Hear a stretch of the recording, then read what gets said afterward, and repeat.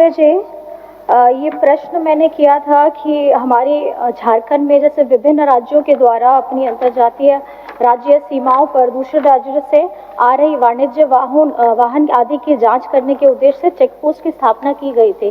Sir, उसका जवाब आया था कि ये कैंसिल हो गया था 2017 में, लेकिन 2018 में इसे ऑनलाइन चेक पोस्ट पोर्टल के माध्यम से शुरू किया था और इसमें वित्तीय वर्ष 18 से लेकर के 25 तक सर उन्होंने अलग अलग साल का दिखाया है, 1 करोड़ से लेकर के अब तक 23 करोड़ तक का।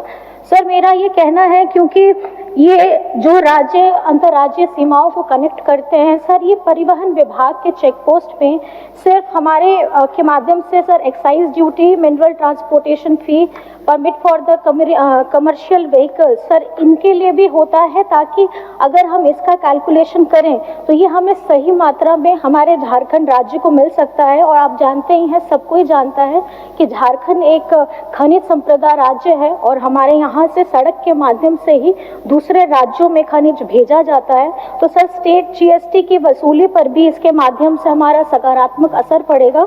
सर, मेरा बस ये आकृष्ट में ये कराना चाहती हूँ सर, ऑनलाइन है, अगर ये 10 चेक पोस्ट जो ऑनलाइन किए गए हैं सर, उसमें ये सिर्फ परिवहन विभाग का नहीं, हमारे झारखंड के अलग अलग विभागों को भी कनेक्ट करता है, सो दैट कि हमारे झारखंड के जो रेवेन्यू है सर वो बढ़ सके, क्योंकि 23 करोड़ सर एक साल में बहुत कम होता है और इस पे ये हम अधिक मात्रा में अगर हम लोग इसको लाएंगे तो सर हमारे झारखंड का ही रेवेन्यू बढ़ेगा। सर, मैं इसी में ध्यान आकृष्ट। माननीय मंत्री जी, चेक पोस्ट बनाने का सवाल।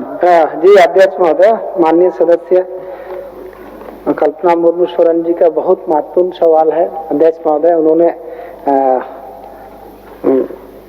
जो विषयों को उठाया है वो बहुत महत्वपूर्ण था। पूर्व में ये चेक पोस्ट काम करती थी, लेकिन किसी कारणवश इसको बंद किया गया था और ऑनलाइन शुरू होने के बाद से जो आंकड़ा दिया गया है, सही बात है कि ये कम है। हमको लगता है कि इस पर राज्य सरकार को गंभीरता से हम लोग विचार करेंगे इस पर, चूंकि बात सही है, जैसे माइनिंग क्षेत्र में भी ट्रांसपोर्टेशन का मामला है और एक्साइज में भी जैसे बाहर से वाइन वगैरह आता है बिना ये करके, तो उसका एंट्री का भी मामला है और विधि व्यवस्था का भी मामला है, क्योंकि चोरी और ये सब चीजें होगी, माफियागिरी, तो सब का भी मामला है। इसलिए हमको लगता है कि बगल राज्यों से भी हम लोग इसका एक स्थितियों को आकलन कर लें और जैसे कि दूसरे जगह पर इंटीग्रेटेड चेक पोस्ट वगैरह का भी निर्माण है और इसको हम लोग फिर से चालू करेंगे। और हमको लगता है अध्यक्ष महोदय कि माननीय सदस्य का जो चिंता है, 23 करोड़ नहीं 100 करोड़ से भी अधिक राजस्व की प्राप्ति होने की संभावना है, इसलिए हम लोग इस चेक पोस्ट को पुनर्निर्माण करेंगे। धन्यवाद सर, यही मैं कहना चाहती हूँ कि ये सवाल शायद से मैंने बहुत देर में उठाया, किसी ने उठाया नहीं होगा। सर, 7 साल हो चुके हैं और सर 7 साल में हम लोगों ने बहुत खोया है। तो सर, अगर ये प्रयास, क्योंकि माननीय मंत्री जी ने जो बताया है, मैं यही बस कहना चाहूँगी कि जितनी जल्दी अगर ये शुरुआत हो सके, क्योंकि ये सवाल मेरा नहीं है अध्यक्ष महोदय, ये सवाल हमारे झारखंड के रेवेन्यू का है। तो मैं यही चाहती हूँ कि ये ज़्यादा से ज़्यादा हमारे ट्रेजरी में आए, ताकि हमारे झारखंड की जनता को इसका सीधा लाभ पहुँच सके।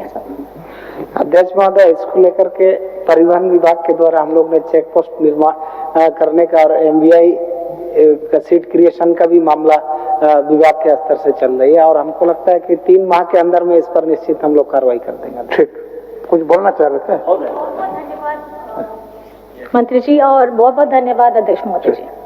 महोदय, मैं इसलिए बोलने के लिए खड़ा हुआ हूँ कि ये राज्य के राजस्व से भी जुड़ा हुआ मामला है। मैं बधाई देता हूँ माननीय सदस्य जी को कि राज्य हित में इतना महत्वपूर्ण प्रश्न आपने ध्यानाकर्षण के माध्यम से सदन में लाया है। आप बधाई की पात्र हैं।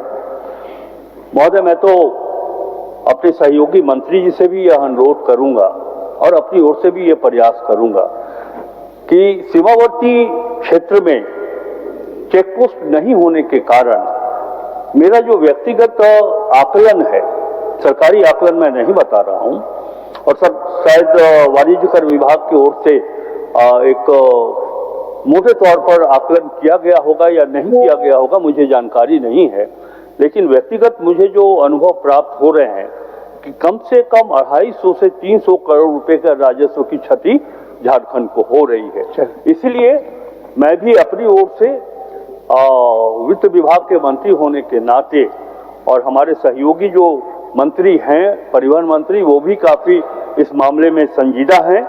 हम लोग पूरा प्रयास करेंगे कि 3 महीने के अंदर परिवहन विभाग के अधिकारी सरकार को यह प्रतिवेदन दें कि किस तरह, किन प्रक्रियाओं के साथ हम अपने सीमावर्ती क्षेत्र में चेक पोस्ट का निर्माण करेंगे। चलिए।